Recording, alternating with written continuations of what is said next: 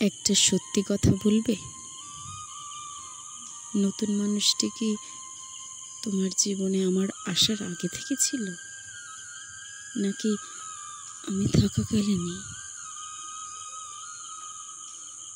এই এতটুকু ভালোবাসনি না আমায়? না হলে কি আর অন্য কারোর দিকে মন যায়?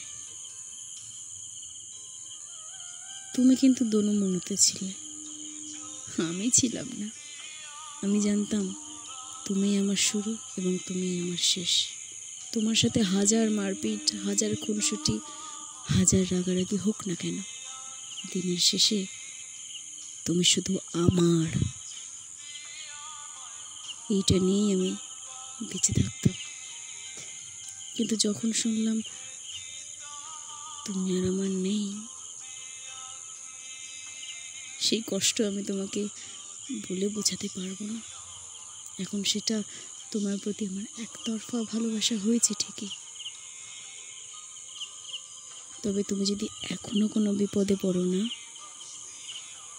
সত্যি বলছি, জীবনের সব কিছু ছেড়ে আমি আগে তোমাকেই বাঁচাবো, তোমাকেই প্রায়োরিটি দেব।